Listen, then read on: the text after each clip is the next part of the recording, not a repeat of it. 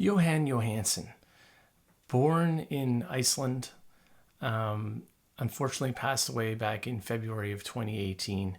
But in the time that he was here, he created some extraordinarily unique works of art. From his collaborations with Denis Villeneuve on Prisoners and the dark, intense, and gritty Sicario, to Theory of Everything, which is an absolutely beautiful soundtrack, beautiful score, and to the unreleased score that he did for the Blade Runner remake before he was replaced by Hans Zimmer for reasons unknown. But apparently that album was written, recorded, completed, and is out there somewhere. So I would love to get my hands on the unreleased Blade Runner from Johann Johansson. But he was a trailblazer. He created very, very unique sounds and textures, and it was just different. When you listen to it, it just really stuck out. So today is kind of a dedication to Johann Johansson. I think his picture popped up in my Instagram feed, and I got thinking about him. And so we're going to utilize two libraries from Spitfire Audio, which are Albion Solstice and the Pool Project, which are just two totally different, especially Pool Project. Okay, very, very out there, very, very experimental. And I thought, let's go for it. It's all about trying to create different and unique things to try to stand out from the noise. If we're all using the same libraries and the same sounds, and we're all trying to sound like Hans Zimmer, we're all going to end up sounding the same. So let's try to fight those urges and try to create something different and unique. So let's get to it.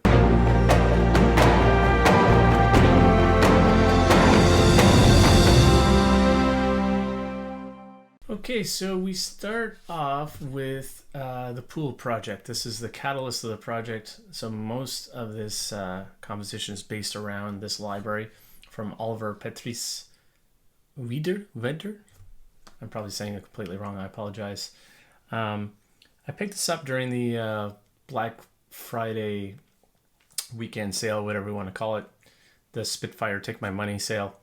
And it's because I was just a little bit sure. I really wanted the stack, so I had to add something else in there. You know, it's like you go to buy something in a store, and it's like, do you want to add some socks with that? And if you buy this amount of money, then you get free shipping. So of course that's what I did.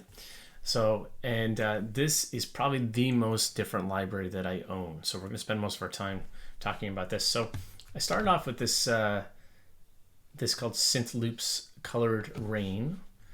Okay, so let me start with that, and we'll listen to it. Get some automation bringing it in there.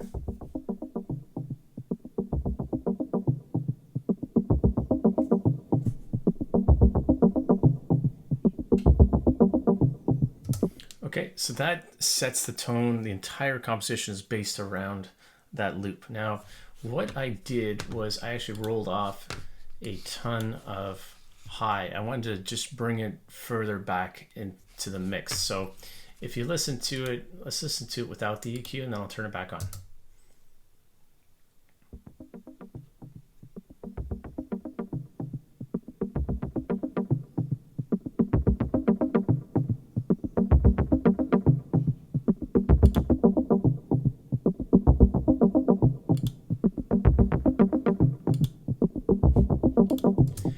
So as you can see, a pretty significant difference. And it's nothing that I didn't like about the sound. I just wanted it to kind of run under the track and have things build on top.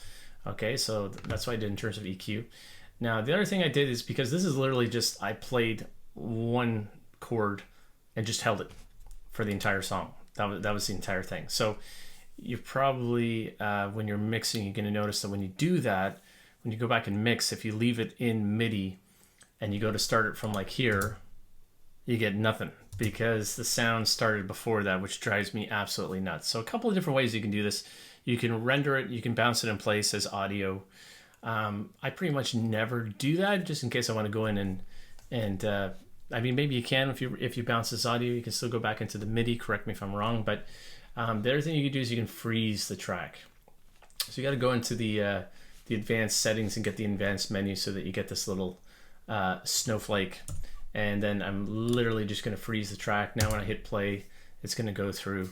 Now I think freezing is probably the same process as bouncing in place, other than you can click it on and off really easily. So if I wanted to go back in there and change things, I could.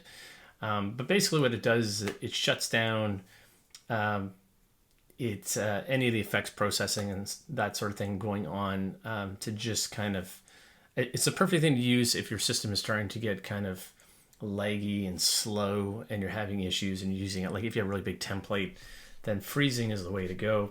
Now I can start from anywhere. There we go. Okay, so it's kind of like a bounce. It's kind of like it's temporarily rendered it as audio, but then you can go back in and you can still play with the MIDI. So that's why I froze the track. I don't normally do that, but for this particular one I did. Now, speaking of this track, if you listen to the beginning of this, see how it kind of starts, but then it just kind of, it changes as you go along. Kind of like modulates and stuff like that. I didn't do any of that. That was all built within the samples itself, and it's so cool because it keeps changing. It's still tempo synced, still locked into the tempo, but it changes throughout the course of the song, which is awesome. So instantly liked it. And then I went in, like, I figured, you know what, I went back to the Johann Johansson, used a lot of kind of strange things with vocals. So we're using some kind of vocal stuff in here. So this is called again from the Oliver Patrice Pool project, Solo Voice Nenas. Okay, let's check this out. Very strange.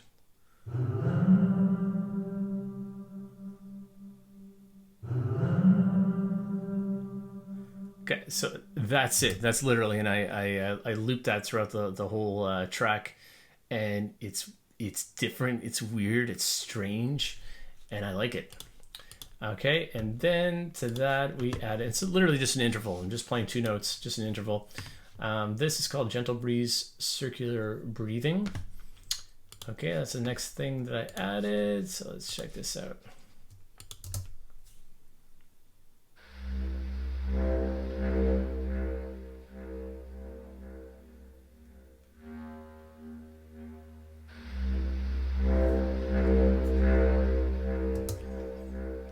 This is very different stuff, my friends. Very, very different. You might listen to the final composition, you're like, what? Is that even a composition? But if you're talking about film music and cinematic music, you're trying to, maybe you're trying to create a tone, or you're trying to draw something out of the picture that's in front of you.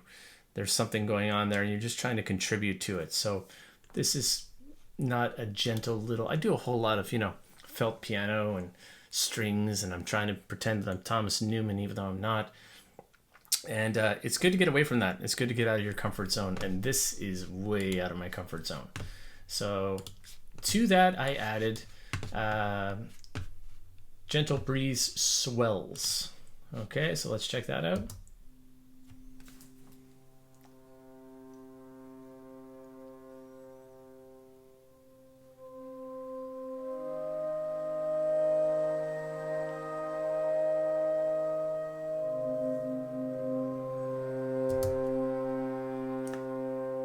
Another great sound.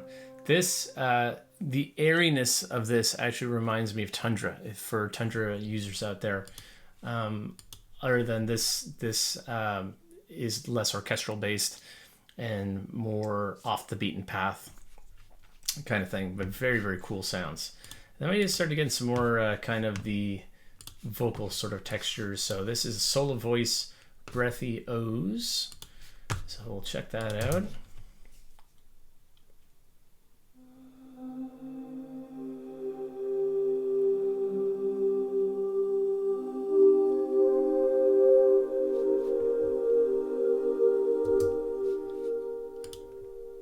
Very cool stuff.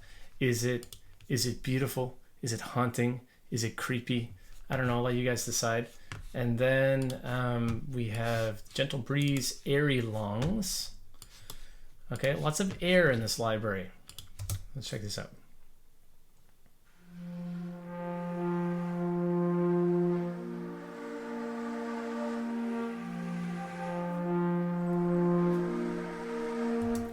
I mean, each one of these sounds, it's like I talk about cooking all the time. Composition is like cooking. If you start with all these amazing ingredients, hopefully you're going to be able to create something that tastes good at the end.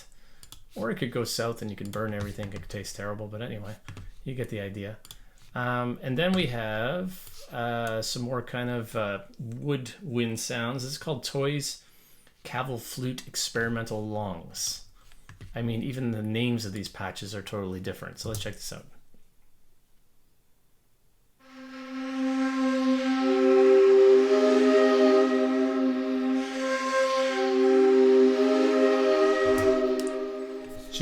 It's just haunting. It's different. It's unique. You know, it's just something different. And then what do we have here? The shaker. Okay, this is called the traveling shaker. Okay, now to this I added just a ton. So first of all, I rolled off a whole lot of the low. I was trying to clean up. There's a lot going on, kind of swirling around. So a whole lot of low cut out of this one.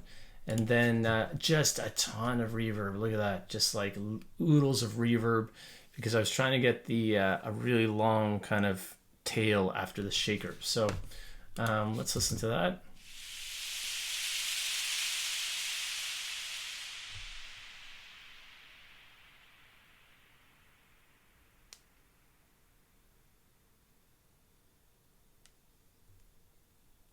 See how it just goes and goes and goes. So normally if you have, if you get that much reverb thrown at a track throughout the entire track, it's just gonna eat up everything, but it's just literally at the end of the track. Then we have some more vocal sounds. So what do we have? Okay, so now I'm getting into the Solstice stuff. So we have the host, main techniques, and we have, what is the patch? This is something. Usually it tells you what it is when you hover over top of it. Oh, cellular, it says right there. Hello, Dan. Pay attention. Okay, so this is a very different sort of thing. This is where we start to get into the choral stuff from Solstice. Let's check this out.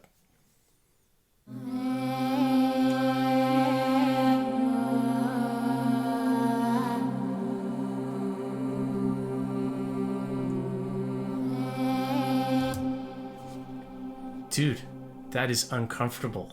I don't know if you are feeling uncomfortable. I'm feeling uncomfortable. That's kind of putting the hairs on the back of my neck. Probably because I just watched Dune recently. If you haven't seen Dune, Hans Zimmer is just like, he's in the zone, man. Just the absolute zone, creating something different. So these are all very, very, like I said, very different, interesting patches. And then I have, I'm back to the stacks. This is a trick that I used in last week or the week before. This is a guitars cloud, which I think is my favorite patch, and literally just have a little build up to the end of the track.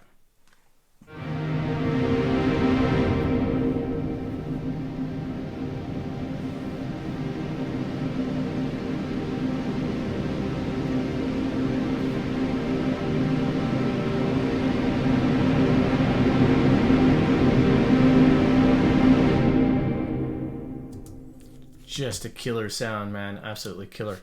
I should probably clean up, because I think what happened is I didn't wiggle the modulation wheel when I started, so I got kind of like that little attack at the beginning. But here, why don't we fix that right now? We'll fix that with a little automation. Of course, there's lots of ways that you can fix this, but let's see what this does. See if this fixes it up.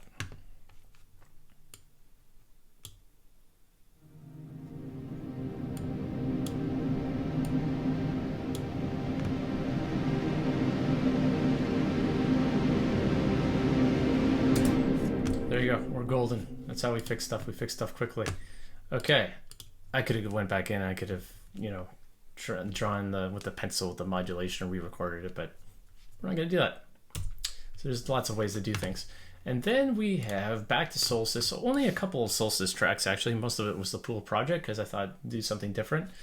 And these are within the percussion in Solstice. There's not a ton of percussion in there, but what is in there is very different. It's like any library. you know, I've read a couple of reviews of people that I think were initially a little bit disappointed with Solstice, but you really just got to dig in there, and there is beauty to be found.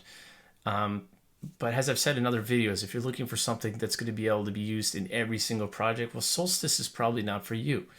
You're probably going to want like an Albion 1 or even an Albion Neo. Those to me are probably the two most useful from the Albion series.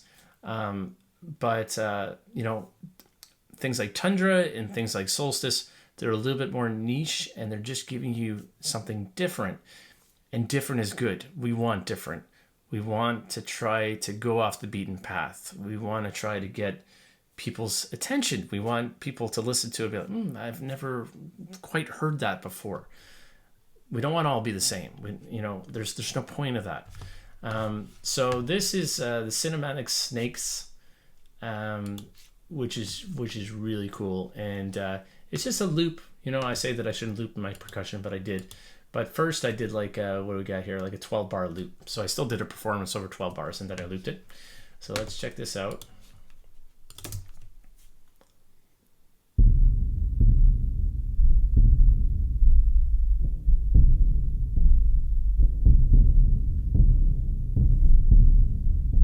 So it's almost like you feel it more. Of course, I'm using little earbuds right now, but if you got a sub, if you got a good set of headphones that have good bass, you can be able to hear that kind of thunderous. Reminds me a little bit of like a Darwin percussion type thing from an Albion, but again a little bit different. Very, very subby sound, which you feel more than you hear. And that is it, my friends. In terms of, you know, just the usual kind of EQ adjustments for that particular patch. Just rolled off a ton of the high because it doesn't need to be there. So it's kind of like you're going after any frequencies that might be trying to sneak through there and might try to eat through the rest of the mix, but there's no reason for them to be in there. So all the EQ adjustments were literally just a lot of either rolling off some high, but mostly rolling off low and just adjusting it to taste. We do have reverb. We got my Valhalla reverb, and that is the Kingdome preset, Dark Chamber, which is just really cool. You get that long release, and that was only for those two tracks, for the shaker, and it was also for the choir. A little bit of reverb thrown at the choir, because when you're messing around with vocal sounds, and again, I don't want it to be up front, you know, and that's kind of what reverb is. You want to push things to the back, you know, that's another way of doing it. There's lots of ways of doing things, but so that's it. That's the only two tracks that I have reverb on. In terms of automation, literally just the automation that I just did there for the cloud, and a little bit of the colored rain, and that's it. I try not to automate volumes at the end of tracks. I try to get a really good release from different samples, and that's always, I think, probably the most painful thing, as I'm sure you guys know, is that finishing a track and getting all the reverb tails to kind of match up in some kind of cohesive way where it doesn't sound like it just suddenly stops.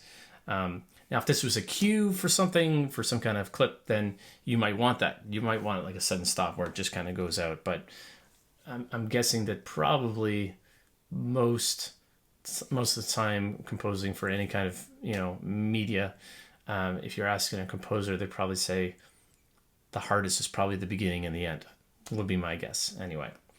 So that's it, my friends. So this is a really different track. If you are planning to feel good after listening to this, you won't. You should feel uneasy, queasy maybe, uneasy, queasy. So let me play it for you, and we'll have some final thoughts.